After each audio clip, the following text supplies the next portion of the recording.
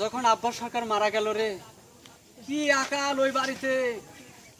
কোনো দিন আকায় আগুনই জ্বলে নাই। আর এখন বর্তমানে এই চরপাড়ায় প্রধান ধনী।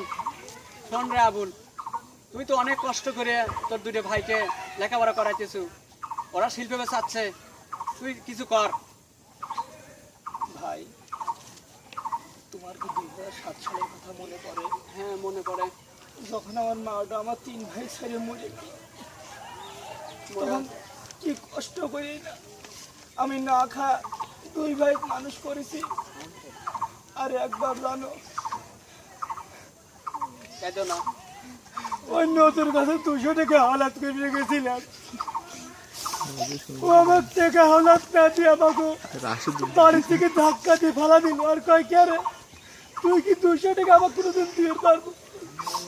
তখন আমি পাও ধরা ধরে কইলাম, দাদা আমাকে তুমি 200 টাকা হালাত না দিলে আমার করতে তো আচ্ছা চাই, হালাত দাও, আমি তোমাকে কয়েকদিন পর ফেরত দেবো। আমাকে তাও দিল না। আর যখন 60 টাকা কেজি চাইল হলো, কাছে আসিল 30 টাকা, নুন মরিচ কেনার কোনো টাকা নাই। হাফ কেজি চাইলে নিয়ে যখন ভাত রাখলাম, আমার ছোট ভাই ঘরে, বাইরে আমার পেট ভরে নাই, বাইরে আমার পেট ভরে নাই। তখন কই আল্লাহ, তুমি কি যতটুকুনি আল্লাহ আমার এই বানাইতে পারলা, যতটুকুনি কি তুমি আমার এই বানাইতে পারলা, এই তুমি কি আর কোনো মানুষ পাও নাই আল্লাহ। যাই হোক, এখন আল্লাহ আমার 3 আইনে যাই হোক ভালোই আল্লাহ চলায়।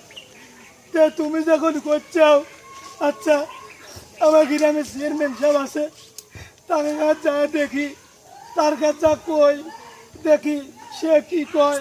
আর তুমি একটু ঘরে কয়ো, যাই বেলা পড়ে এলো। আচ্ছা ঠিক আছে, আমি ওদের বোঝাবো না, তুমি চেষ্টা করো, সফলতা হবে। আচ্ছা আচ্ছা ঠিক আছে, আবার দেখা হবে। চলে যাবে।